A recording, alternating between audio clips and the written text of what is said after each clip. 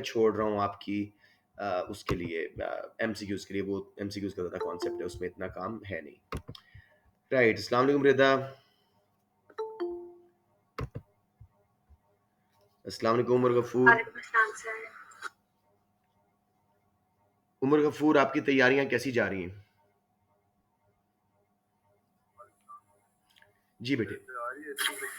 हाँ हाँ हाँ, लग नहीं रहा उमर, डिप्लोमेटिक सा जवाब दे रहे हो, हेड बॉयज वाला। चलो, आई होप सो, ठीक है। Right, Rida again happy belated birthday. अभी रिकॉर्डिंग में आ गया यूट्यूब के ऊपर, अब तो मुझे नहीं कहती कि मैंने विश नहीं किया। ठीक है बेटे, so happy birthday Rida. Yes Umar, आप भी कहें बेटे, और हम आप भी कहें, बल्कि दूसरे स्कूलों के बच्चे भी रिदा को विश कर दो आप। राइट, हमने सॉन्ग नहीं गाना आज, आज बस विश कर रहे हैं आपको। रोजे हमारे। अच्छा जी, Ali Ahmad has just asked for entry. Ali Ahmad, you been missing in action, where have you been मेरे बेटा?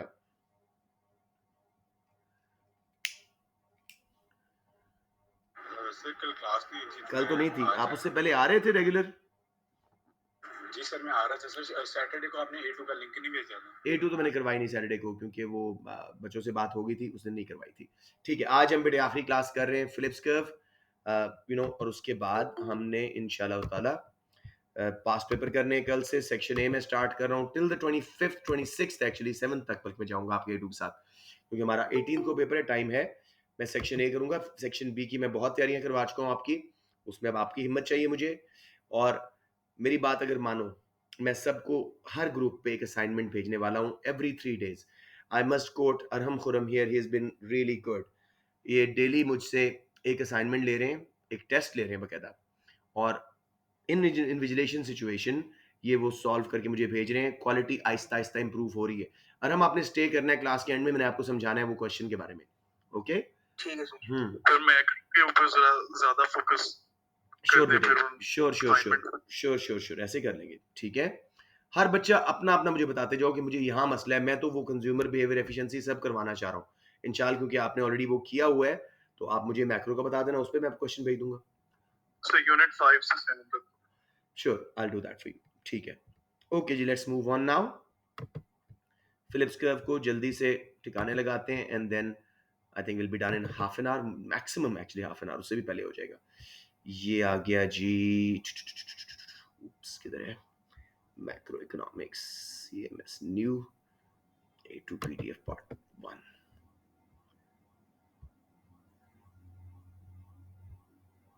here we go जी। इसके अंदर हमने ये आ गया जी, फिलिप्स कर्व का टॉपिक का नाम तो है macro economic objectives and their conflicts. वो भी आपने पॉलिसीज पढ़ी हैं, आपने कॉन्फ्लिक्ट सुन लिए हैं। इन्फ्लेशन एंड अनएम्प्लॉयमेंट का एक रिलेशनशिप हम स्टडी करते हैं फिलिप्स कर्व के through. Short run Phillips curve क्या कहते हैं?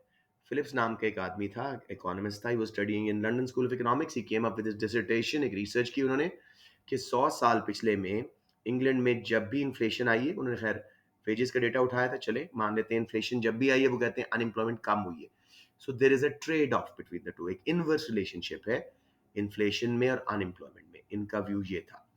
सो short run Phillips curve, it's a curve that shows the relationship between inflation rate and unemployment rate. Phillips, as per his research, concluded that there is a trade-off, yani inverse relationship between inflation and unemployment. He suggested that government can reduce unemployment by expansionary policies, fiscal, monetary. Aggregate demand will rise and unemployment will reduce. However, some level of demand pull inflation will occur. बात समझ आ गई? बहुत simple thinking थी। उसने data उठाया 100 साल का, उसने कोरिलेशन देखा कि जब भी महंगाई हुई है अनएम्प्लॉयमेंट कम हुई है, and vice versa.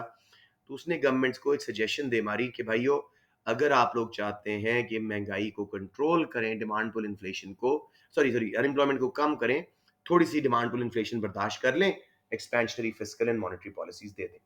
Philips was following the view of Keynes here. किसी को यहाँ प्रॉब्लम आ रही हो? ओके, अब देखें जी फिलिप्स कर्व क्या शो कर रहे हैं। लेबल्स देखिए, वाई एक्सिस पे इन्फ्लेशन रेट परसेंटेज में, और कौन सी डिमांड पुल।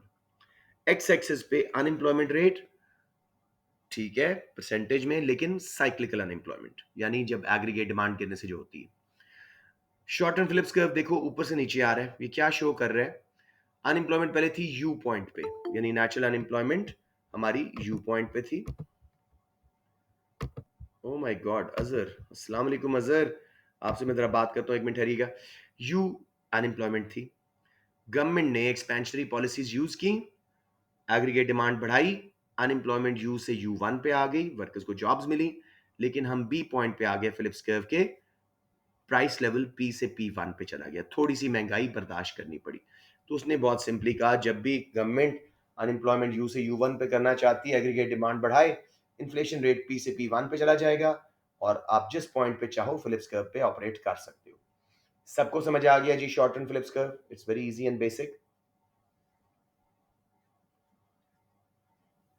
ओके, ये शिफ्ट कब होता है और कब शिफ्ट नहीं होता? Endogenous factors on the curve movement करेंगे, यानी डिमांड पुल इन्फ्लेशन में चेंज हो, वाई एक्सिस पे लिस्टेड है, on the curve A to B movement आई। और इसी तरह अगर साइक्लिकल अनएम्प्लॉयमेंट में चेंज हो तो U two U one on the curve movement A से बी। अलबत्ता कॉस्ट पुश इन्फ्लेशन आए तो पूरा कर्व राइट पे शिफ्ट हो जाएगा, एक्सोजेनस फैक्टर है। नेचुरल रेट ऑफ अनएम्प्लॉयमेंट बढ़े तो पूरा राइट पे शिफ्ट हो जाएगा, expectation of inflation by workers बढ़े तो पूरा राइट पे शिफ्ट हो जाएगा, and vice versa is true as well. बच्चों समझ आ गया इसका शिफ्ट्स और ऑन द कर्व मूवमेंट? ये एमसीक्यूज का है mainly, but you get it. अब जी हुआ क्या? Phillips gave his theory, apparently passed away, बड़े रिकग्निशन के साथ कि बहुत अच्छी थ्योरी है, लेकिन 70s में फिलिप्स के मरने के बाद थ्योरी गलत साबित हुई। इन्फ्लेशन रेट वर्ल्ड वाइड बढ़ा, और साथ में महंगाई के साथ साथ बेरोजगारी भी बढ़ी, अनएम्प्लॉयमेंट रेट्स भी बढ़े। A situation called stagflation, where unemployment and prices rise together. अब फिलिप्स कर्व फ्लॉप हो गया। सबने कहा कि ये क्या हो रहा है, मतलब अनएम्प्लॉयमेंट भी बढ़ रही है और इन्फ्लेशन भी, ये तो कहता था कि उल्टा चलेगा। इस वक्त monetarist economist Milton Friedman stepped in. उन्होंने कहा कि जी ओरिजिनल फिलिप्स कर्व इसको एक्सप्लेन नहीं कर पा रहा, तो उसने एक्सपेक्टेशन ऑगमेंटेड फिलिप्स कर्व या long run Phillips curve develop किया। फ्राइडमैन के मुताबिक there is a trade off between inflation and unemployment only in short run, in the long run there is no trade off. यानी short run में government ये कर सकती है कि अनएम्प्लॉयमेंट कम करने के लिए थोड़ी सी महंगाई बर्दाश्त कर ले, एक्सपेंशनरी पॉलिसीज करके एग्रीगेट डिमांड बढ़ा के, लेकिन लॉन्ग रन में ऐसा नहीं हो सकता। अब थोड़ा सा full employment equilibrium level of employment जरा समझ लो। हम अपने लॉन्ग रन एग्रीगेट सप्लाई के परफेक्टली इनइलास्टिक पार्ट में होते हैं, चाहे हम वो स्ट्रेट ये लॉन्ग रन एग्रीगेट सप्लाई वाला ग्राफ यूज कर रहे हैं, जो कि केन्जियन क्रॉस डायग्राम है, या मिल्टन फ्राइडमैन के मुताबिक हर वक्त हम फुल एम्प्लॉयमेंट लेवल पे होते हैं, long run aggregate supply perfectly inelastic होता है, या केन्स वाला पहले इलास्टिक फिर इनइलास्टिक और फिर परफेक्टली इनइलास्टिक। ईच केस बात वहीं आ रही है। अब इनिशियली इकोनॉमी कहाँ इक्विलिब्रियम में थी? यू स्टार पे लॉन्ग रन इक्विलिब्रियम में थी, जब unemployment was at you star natural rate of unemployment, और इन्फ्लेशन देखो तो उस वक्त जीरो थी, 0%। गवर्नमेंट ने एक्सपेंशनरी पॉलिसीज यूज की, एग्रीगेट डिमांड बढ़ाई, ठीक है। अब पहले कर्व पे देखना, एसआरपीसी जीरो की मैं बात कर रहा हूँ, short run Phillips curve zero, you star पे है हम, ठीक है, ए पॉइंट पे, और गवर्नमेंट चाहती थी अनएम्प्लॉयमेंट कम करना, उन्होंने एक्सपेंशनरी फिस्कल पॉलिसी यूज की या एक्सपेंशनरी मॉनेटरी पॉलिसी यूज की। ईच केस यू स्टार से हम यू वन पे आए, अनएम्प्लॉयमेंट कम हुई, लेकिन इन्फ्लेशन ए पॉइंट से जीरो से बढ़ के बी पे चली गई, पी वन पे। अब वर्कर्स एक्सपेक्ट कर रहे थे 0% इन्फ्लेशन, पी वन लेट से 2% महंगाई है, तो 4% महंगाई है। फर्म्स ने वेजेस बढ़ाई सिर्फ 2%, वर्कर्स जॉब करने आ गए एक्सपेंशन के दौर में, लेकिन महंगाई हुई 4%। वर्कर्स एक्सपेक्ट कर रहे थे 0%, उनको लगा 2% हमारी रियल इनकम बढ़ेगी, रियलिटी में 2% रियल इनकम गिर गई। Workers felt they were fooled. अब वो क्या करेंगे? वो ट्रेड यूनियंस बनाएंगे, प्रेशर डालेंगे, उससे फर्म्स पे प्रेशर आने से वो वेजेस बढ़ाएंगे, उससे कॉस्ट पुश इन्फ्लेशन आएगी, कॉस्ट पुश इन्फ्लेशन से short run Phillips curve rightward shift होगा एसआरपीसी वन पे। अब हम दोबारा पॉइंट सी पे आ गए, यू स्टार दोबारा अनएम्प्लॉयमेंट, और प्राइस लेवल पी वन पे बिल्ड इन महंगाई आ गई। अब अगर दोबारा गवर्नमेंट एक्सपेंशन लाती है, स्पेंडिंग बढ़ाती है, वटेवर, अनएम्प्लॉयमेंट यू स्टार से यू वन पे कम करती है, तो शॉर्ट रन फिलिप्स कर्व में हम सी पॉइंट से डी पॉइंट पे मूव किए, लेकिन प्राइस लेवल और 4% से लेट से 6% पे चला गया, फर्म्स ने वेजेस 1% बढ़ाई थी, 1%। वर्कर्स को दोबारा लॉन्ग रन में जाके एहसास हुआ कि हमें फूल किया गया है, मनी इल्यूजन दिखाया गया है, असल में हमारी रियल इनकम 1% से गिरी है। उन्होंने दोबारा ट्रेड यूनियंस बनाई, प्रेशर डाला, फिर cost push inflation, rightward shift. तो मिल्टन फ्राइडमैन के मुताबिक वर्कर्स शॉर्ट रन में फूल किए जा सकते हैं by showing them higher wages, but long run में जब उनको एहसास होगा कि महंगाई ज्यादा तेजी से बढ़ी है, they will demand more wages और हम फुल एम्प्लॉयमेंट लेवल पे वापस यू स्टार पे अनएम्प्लॉयमेंट हमारी आती जाएगी। लॉन्ग रन फिलिप्स कर्व क्या है जी? सारे पॉइंट्स को जमा कर दें, ए सी ई, जो लॉन्ग रन फिलिप्स कर्व पे यानी shift of short run Phillips curve के बाद जहां पे हम पहुंच रहे हैं। तो कहने का मतलब ये है कि वर्कर्स शॉर्ट रन में फूल किए जा सकते हैं, लॉन्ग रन में नहीं। जब भी अब गवर्नमेंट को अनएम्प्लॉयमेंट करनी है, ज्यादा इन्फ्लेशन बर्दाश्त करनी पड़ेगी। सो बेसिकली लॉन्ग रन में कोई ट्रेड ऑफ नहीं है बिटवीन अनएम्प्लॉयमेंट एंड इन्फ्लेशन। बच्चों समझ आ रहा है या नहीं? सर वेज प्राइस स्पाइरल वाली। Wage price spiral, excellent. Anyone जी, any question? Please do not be shy. एक बार फिर करवा दूं?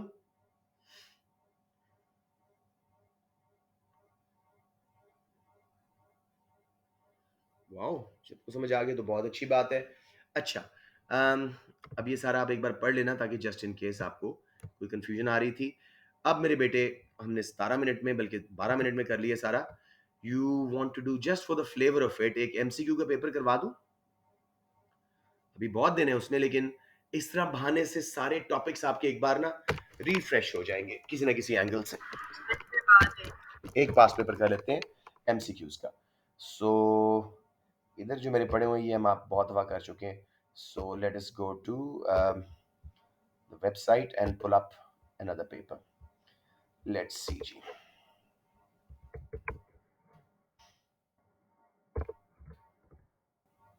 हाँ, चले जी।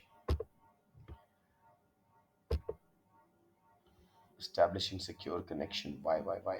चले जी, आ गया।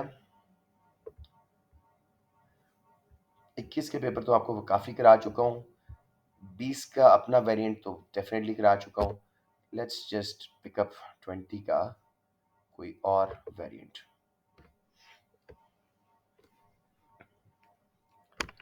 थोड़ा सा नेट मेरा स्लो है, just bear with me. So 32 mark schemes, question paper 21, 32, summer 20, question paper 31। मैंने पिछले साल जो आपका वेरिएंट नहीं था 31 वो निकाल लिया। So let us just quickly see what is in store for us. It's just loading जी, ये आ गया जी। और let's just make it a little bit bigger and let's get on with it. ये है जी समर 20, हमारा वेरिएंट 31 है, नॉट आर वेरिएंट, लेकिन समर 20 वेरिएंट 31। 30 क्वेश्चंस होते हैं, आपको पता है। बस ये याद रखना है इसमें आपके पास सवा घंटा होता है, नॉट लाइक एएस की घंटा है। तो तसल्ली से करना, कुछ क्वेश्चंस फंसे हुए होंगे उसमें टाइम लेना, कोई मसला नहीं। एक सेकंड सारे बच्चे पढ़ो। पहले 3 क्वेश्चंस आपको मिलेंगे मेरा बेटा हमेशा एफिशिएंसी से, और बाद में भी 2 और आएंगे मार्केट फेलियर्स पे। सो 5 क्वेश्चंस, 4-5 क्वेश्चंस आपको सिर्फ एफिशिएंसी के चैप्टर में, पहले 3 इकट्ठे। पहला वाला क्वेश्चन पढ़ें सब बच्चे और अपनी ऑप्शन जरा चूज करें। I want to see where the class is in general with at least efficiency का chapter.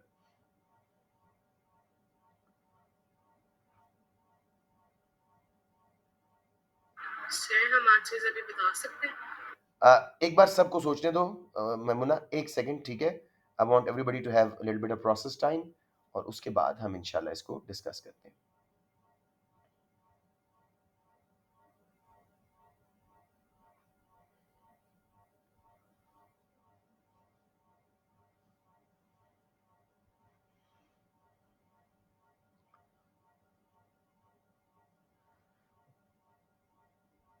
Ji, has everybody thought about it?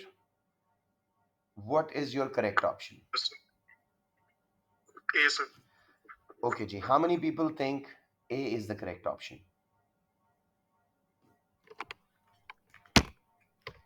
Why would this be described as a positive externality? Third parties को कोई benefit मिल रहा है जी। Sir जब medical team एक वो minute, provide इंशाल्लाह करें आपका तो वैक्सीनेशन को। आपने तो ऑप्शन दे दी है। बाकी बच्चे ए से एग्री कर रहे हैं तो सारे खामोश रहें, अगर नहीं तो अपनी ऑप्शन दें।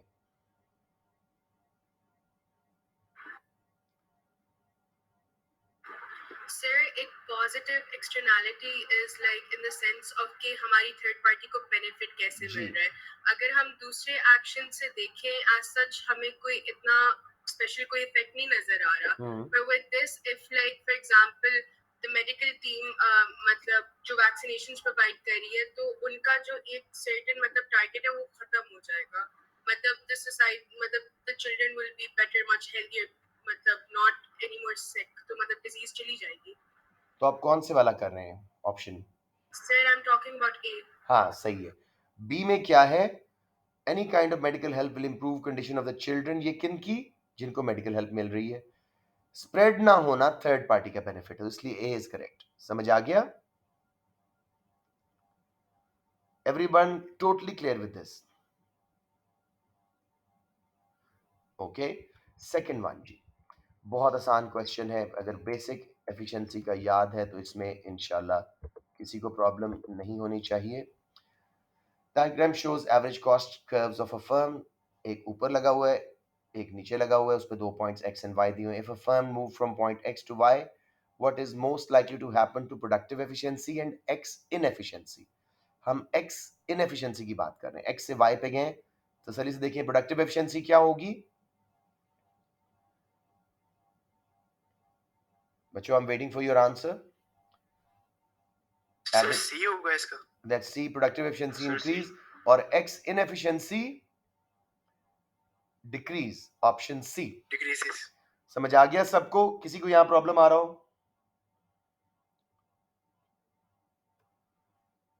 ओके, थोड़ा सा इंटरेक्टिव बनाएं इसको। मुझे लग रहा है कि कुछ बच्चों को शायद नहीं आ रहा और वो खामोश बैठे हुए हैं। लेट्स सी जी। An economist undertakes a cost benefit analysis of the pollution resulting from a manufacturing process. Which judgment is most likely to guide any recommendation about the appropriate level of manufacturing output? That the marginal social cost of manufacturing equals the marginal social benefit. Marginal cost of pollution is zero. The total revenue of manufacturing equals the total cost.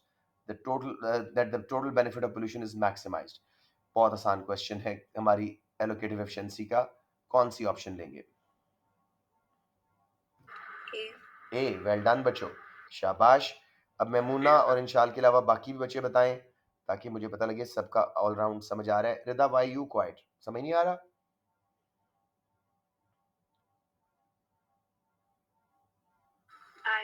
Okay okay, then it's good, then it's good. Number 4 जी, अब हम आते हैं consumer behaviour पे। Yes बेटे, yes. Okay, consumer behavior. An individual consumes good X and Y. The MU of good X is positive and falling. The consumer is at the point where the ratio of the MU of two goods is equal to the ratio of their prices. यानी MU और price divide करके answer बराबर हो रहा है। Already utility maximized हो गई है।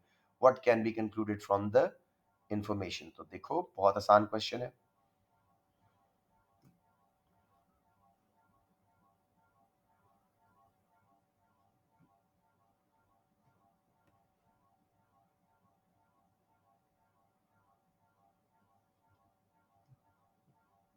अच्छा क्वेश्चन है, थोड़ा सा ट्रिक है इसमें, देख लें आराम से। Take your time.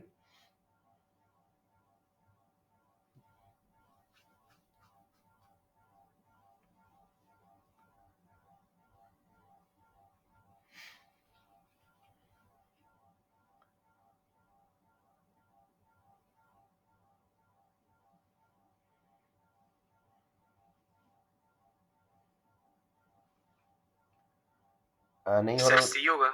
C is wrong बेटे। टोटल रेट तो नेगेटिव बहुत देर बाद होगी। अभी एमयू भी पॉजिटिव और फॉल कर रहा है। वो तो एमयू जीरो होने पे टोटल मैक्सिमाइज होगी, फिर जाके नेगेटिव होगी। तो टीयू तो बिल्कुल नहीं। जी मेरे बेटा। Sir B. बी किसने चूज किया है? Sir Ali. Ali, well done. Consumer will purchase more of X if price of Y rises. Y की प्राइस ज्यादा हो, उसकी एमयू पर डॉलर कम हो जाएगी, कंज्यूमर स्विच कर जाएगा रैशनल कंज्यूमर टुवर्ड्स एक्स। ये हम लॉ ऑफ इक्वी में बार बार पढ़ चुके हैं।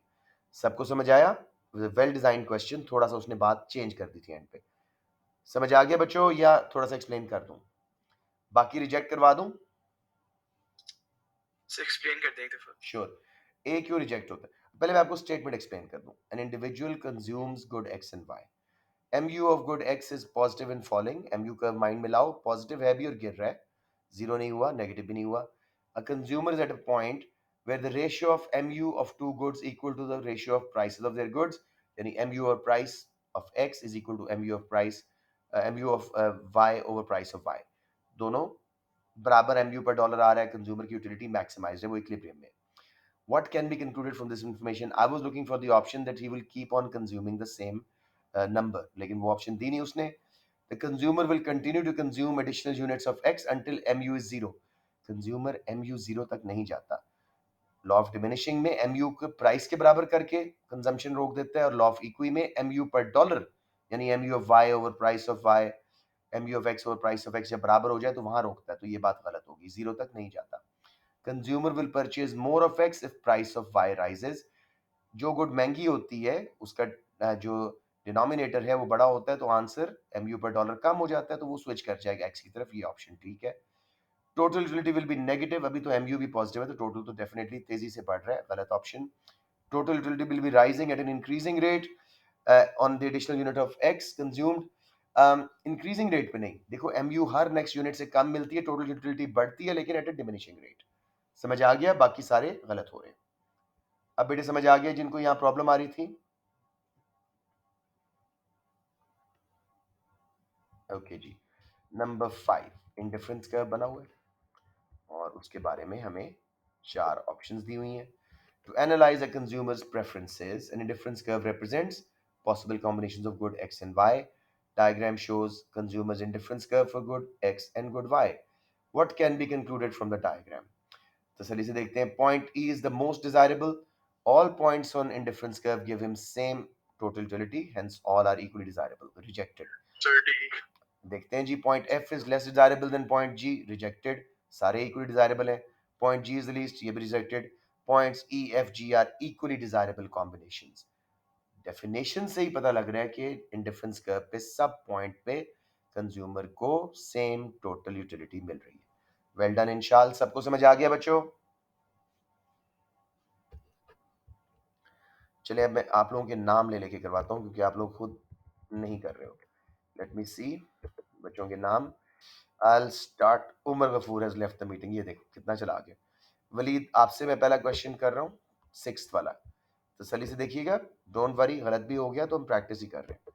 इन short run a firm produces an extra unit of output, which of the firms production cost will change? बहुत आसान है, एडिशनल यूनिट की कॉस्ट कौन सी होती है, वेरिएबल या फिक्स्ड?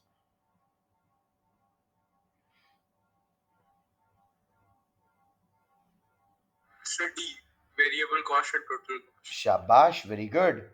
खाली variable cost only would have been wrong, because total cost में भी तो वेरिएबल ऐड होती है ना, तो D is a correct option. किसी को यहां प्रॉब्लम आ रहा हो? Well done Walid, very happy. Okay, next one I am giving to Azhar Ikram, confidence से मेरा बेटा। Diagram shows the cost curves of a firm operating in a perfectly competitive market, below which price will the firm shut down in the short run. बल्कि मैं अरहम को दे रहा हूं, अरहम आपने पढ़ा है और इसी पे मैंने आपसे आज डिस्कशन भी करना था। फर्म कब कंटिन्यू नहीं करती, कौन सी कॉस्ट कवर ना हो रही हो, तो देखो किस प्राइस पे वो बंद कर देंगे फर्म। एक प्राइस ए है, एक प्राइस बी है जिसमें नॉर्मल प्रॉफिट आ रहा है, सी जिसमें एवरेज वेरिएबल कॉस्ट नहीं, सी में एवरेज वेरिएबल कॉस्ट कवर हो रही है मेरा बेटा, कंटिन्यू, लॉस के बावजूद कंटिन्यू। डी में एवरेज वेरिएबल कॉस्ट भी कवर नहीं हो रही, तो firm will shut down. Rules of firms behaviour. और हम समझ आई बात? जी सर। किसी को ना समझ आई हो बच्चों? Azhar,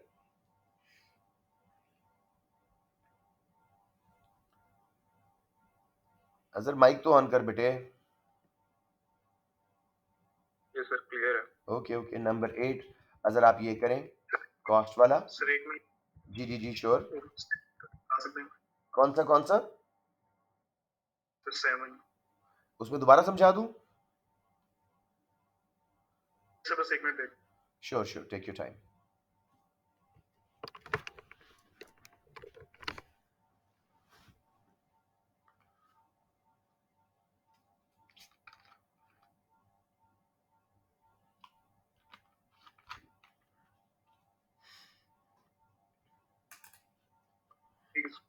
price line is a demand curve ना, एवरेज रेवेन्यू मार्जिनल रेवेन्यू।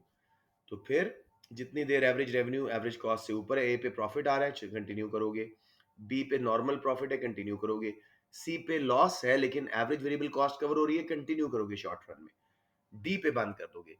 अलबत्ता लॉन्ग रन में अगर एवरेज कॉस्ट कवर नहीं हो रही रेवेन्यू से, तो हम फॉरन एग्जिट कर जाएंगे।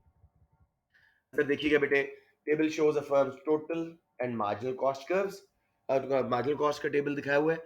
What is the average fixed cost of producing 6 units? बहुत आसान क्वेश्चन है, तसल्ली से सोचना।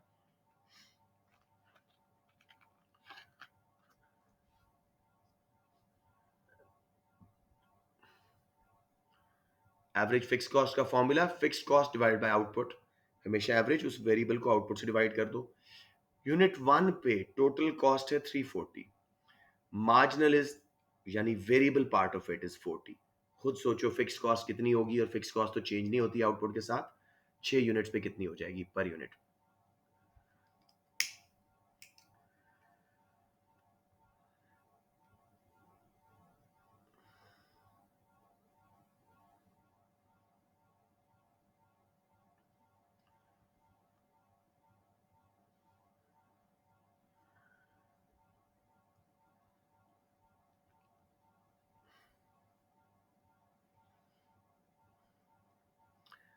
अजर आई एबल टू वर्कआउट, या मैं हेल्प कर दूं? सर करवा दें। मुझे बताओ टोटल कॉस्ट क्या होती है अजर, फॉर्मूला बताओ टोटल कॉस्ट का।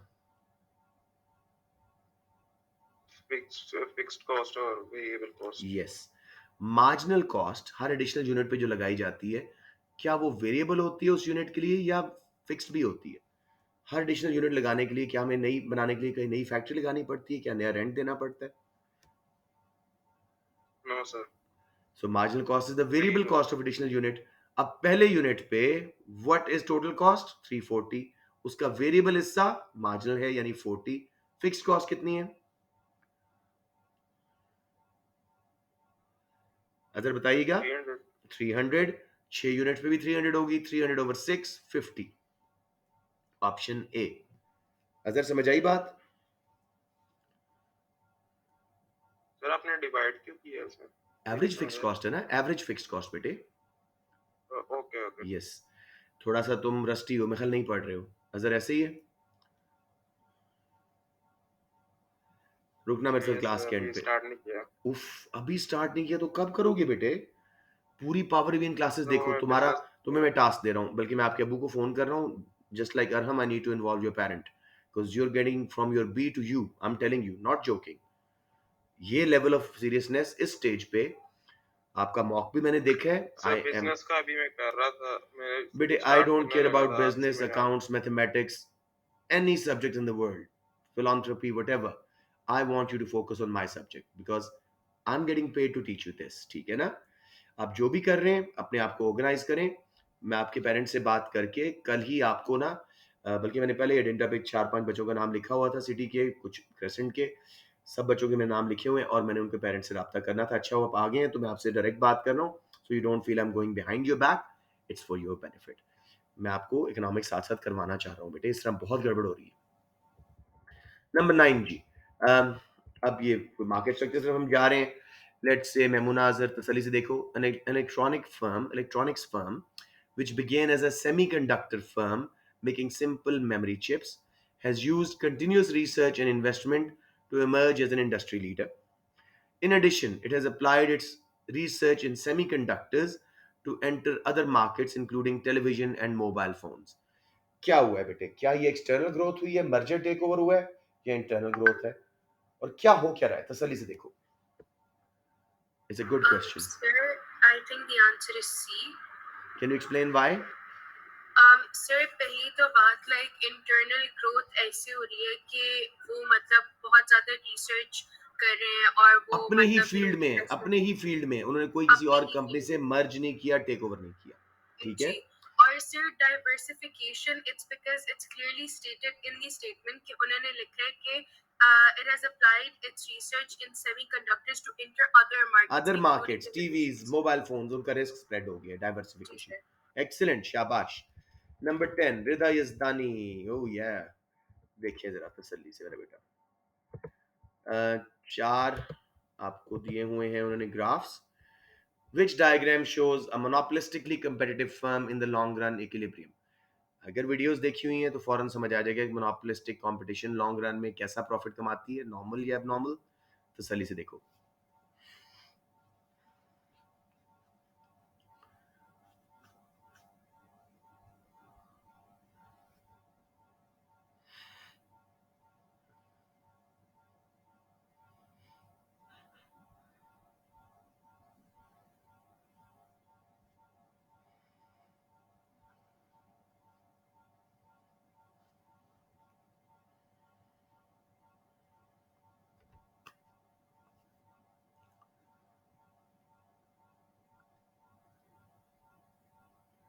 रिजल्ट नंबर 1 याद रखना, ये प्रॉफिट मैक्सिमाइजर होते हैं, एमसीएमआर की आउटपुट लेते हैं. सिर्फ 2 डायग्राम बच जाएंगे जिनमें उसने वाकई एमसीएमआर की आउटपुट ली हुई है. किस में वो लॉन्ग रन में नॉर्मल प्रॉफिट बना रही है, बस ये देख लो. Your answer will be correct. शाबाश. आप वीडियोस देखो, आपका थोड़ा सा मार्केट स्ट्रक्चर रस्टी लग रहा है मुझे. राइट जी, तो लेट्स मूव ऑन टू. सबको समझ आ गया या दोबारा बता दूं? ये वाला एमसीएमआर की आउटपुट सिर्फ उसने ए और डी में ली है. ए में एबनॉर्मल प्रॉफिट है, कॉस्ट नीचे है रेवेन्यू से, एवरेज कॉस्ट नीचे है. जबकि डी में दोनों टेंजेंट हैं आपस में, तो नॉर्मल प्रॉफिट है. मोनोपोलिस्टिक कंपटीशन और परफेक्ट कंपटीशन की फर्म्स लॉन्ग रन में सिर्फ नॉर्मल प्रॉफिट कमाती हैं. Everyone with me? Number 11. This I'm giving to Ibrahim. When will a cartel, Ibrahim, find it most difficult to fix the market price of its product? यार मैंने ये आप लोगों को करवाया था, मुझे लगता है ये टॉपिक मिस हो गया था. कार्टेल कब स्ट्रांग होती है, मैं आपको दोबारा बता दूं. जब बहुत थोड़ी सी फर्म है जो कार्टेल में शामिल है. नंबर 2, जिन्होंने नहीं देखा ओलिगोपोली की वीडियोस देखो बेटे, मैं बहुत अरसे से रिक्वेस्ट कर रहा हूँ. सेकेंडली, कार्टेल कब स्ट्रांग होती है? जब फर्म्स का आपस में बहुत ट्रस्ट है, there open to each other about cost and production methods. thirdly, जो कार्टेल है उसकी प्रोपोर्शन ऑफ आउटपुट इंडस्ट्री का बड़ा हिस्सा है, यानी उनके लार्ज मार्केट शेयर्स हैं. बैरियर्स टू एंट्री ज्यादा हैं. Market demand and supply conditions stable हैं. और गवर्नमेंट के वॉच डॉग्स का खतरा नहीं है, एफआईए नैप वगैरह का. तसल्ली से देखें कौन सी 2 कंडीशंस आपको यहां सही लग रही हैं.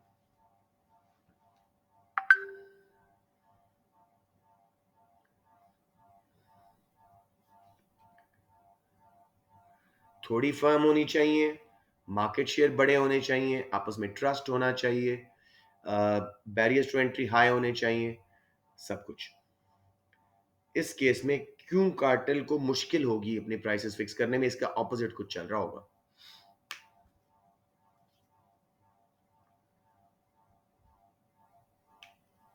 Ibrahim, are you there? सिर्फ मुझे ये बता दो.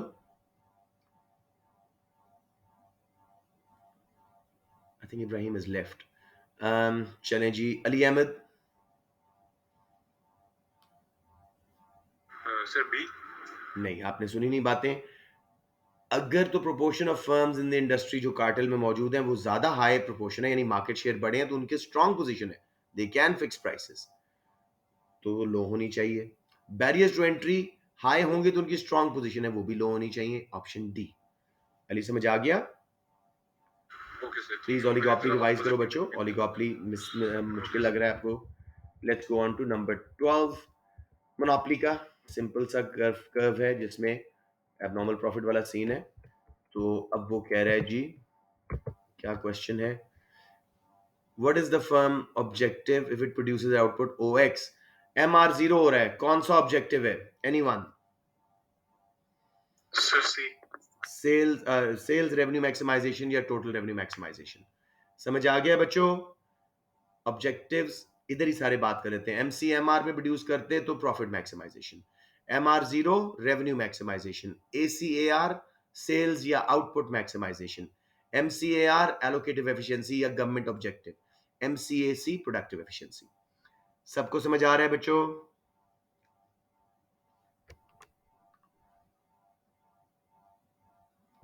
नंबर 13.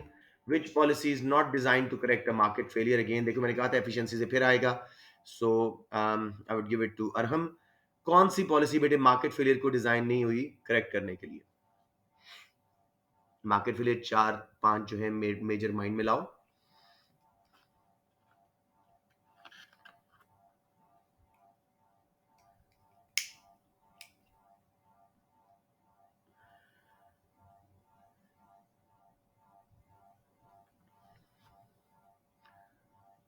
मार्केट फेलियर के नाम बता दूं आपको, मेरिट गुड्स, डीमेरिट गुड्स का ओवर अंडर प्रोड्यूस होना, एक्सटर्नल कॉस्ट एंड बेनिफिट्स का एग्जिस्ट करना, मोनोपोली की एक्सप्लॉयटेशन और पब्लिक गुड्स का सिरे से ना बनना, इंफॉर्मेशन फेलियर्स वगैरह, प्रोप्राइटरी राइट्स वगैरह। शाबाश।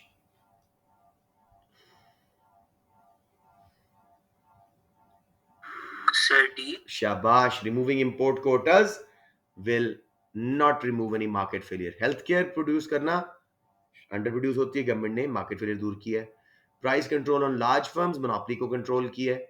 Regulation on limit smoke pollution, of course external cost को कम कर रहे हैं। इंपोर्ट कोटा हटाए हैं, फ्री ट्रेड तरफ जा रहे हैं, इससे मार्केट फेलियर कम करने की कोशिश नहीं है। नंबर 14 जी, ये भी एफिशिएंसी से है। मैंने बोला था इसके 5 क्वेश्चन आ रहे हैं, तो efficiency is a very important chapter. 25 mark का क्वेश्चन, 5 क्वेश्चन, ये 30 आउट ऑफ 100, 30% तो आपका एफिशिएंसी से क्लियर हो जाता है। तो जो बच्चे अभी तक एफिशिएंसी को नहीं कर रहे, I don't know what are they waiting for. Let's go to, मैं बच्चों को एक बार शक्ल देख लूं, कौन कौन बच्चा मेरे पास मौजूद है और कौन कौन नहीं है। रिदा से भी बात होगी, मैमुना, इंशाल, वलीद से भी बात हो गई है, और भी कुछ बच्चे हैं, मैं जल्दी से देख लूं। छोड़ना नहीं प्लीज क्लास। अदन जहरा से बात नहीं हुई, अदन अजहर से हो गई है, रिदा रोशनी से भी नहीं हुई, चले जी साकिब से भी नहीं। अदन इस वाला क्वेश्चन आप करें मेरा बेटा, मुझे बताइएगा जरा जल्दी से। A chemical firm produces toxic fumes, pollution वगैरह, that imposes cost on society, third party पे नुकसान आ रहा है, एक्सटर्नल कॉस्ट का क्वेश्चन है। Diagram shows the free market equilibrium of the firms product at P1 Q1, over allocation हो रही है। Government imposes a tax on the firm of X to Y, how would this improve resource allocation? Adan तसल्ली से देखिएगा, इससे market failure कैसे दूर होगा।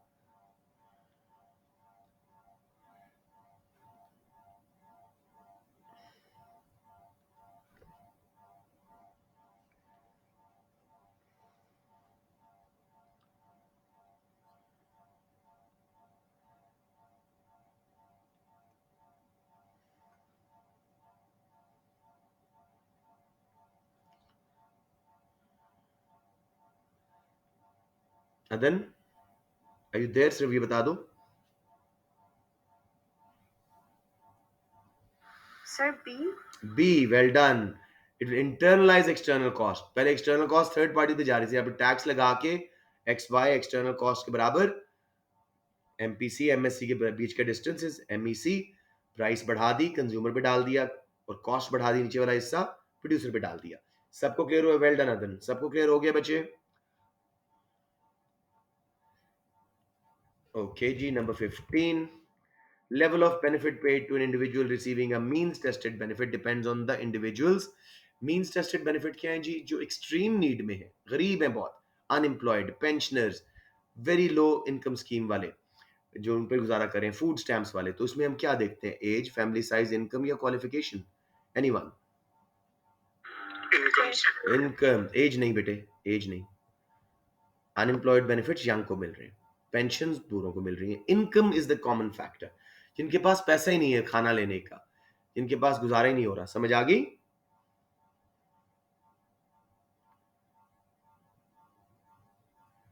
आपका सिलेबस बहुत लंबा है और मैंने बहुत छोटे छोटे नोट्स बना के देखे दिए हैं आपको, 147 पेज के माइक्रो के और 77 पेज के मैक्रो के। आपको किसी भी रिसोर्स से मार्केट में इससे कम पेज नहीं मिलेंगे। इमरान लतीफ के पेज मेरी बुक से 3-3 पेज के बराबर है, तो it's very much extensive. Please जल्दी से नोट्स पढ़ लो। मैं रिक्वेस्ट भी करता रहा हूँ, अभी तक वो राशिद के पास नोट्स पढ़े, कुछ बच्चों ने जाके उठाने की जहमत नहीं की। Please do that. नंबर 16 मैं ख्याल में बस करते हैं, because I am bit disheartened right now. Let's just leave it to that, because वो एक्सपोज हो रहे हैं ना बच्चों के कॉन्सेप्ट्स। सो ये एक्सप्लेन कर श्योर, ये कर लेते हैं, आखिरी कर लेते हैं। Diagram shows two Lorenz curve. Lorenz curve कौन सा जी? L1 L2, बीच में है लाइन ऑफ परफेक्ट इक्वालिटी। जितना लॉरेंस कर्व दूर हो उतनी unfair distribution of income and wealth है, जितना पास हो परफेक्ट इक्वालिटी के उतनी फेयर, यानी L1 पे फेयर इनकम डिस्ट्रीब्यूशन। हाँ सॉरी, इसका फिर पी होगा क्योंकि प्रोग्रेसिव टैक्स है। प्रोग्रेसिव टैक्स, ठीक है ना? तो मतलब जब कॉन्सेप्ट क्लियर हो तो बहुत आसान हो जाता है। ऑल गुड जी, I will be concluding the class now. मतलब मैं सारी रात जाके पढ़ा रहा हूँ और बच्चों को कुछ को नहीं अपना फ्यूचर जेन में आ रहा तो I don't know what to do, इसलिए मुझे थोड़ा सा अफसोस हो रहा है। राइट जी, anyways so let's close the class, will get back to past papers. अभी P4 is the main target section is, P4 जब अच्छा होता है P3 ऑटोमेटिकली अच्छा होना शुरू होता है।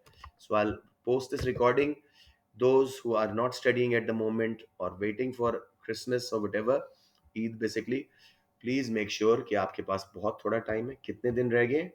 सिर्फ आपके पास रह गए, आज है 18 तारीख, एक महीना गिन के है, और बहुत एक्सपेंसिव सिलेबस है, बाकी सब्जेक्ट से मुश्किल सब्जेक्ट है आपका ये, तो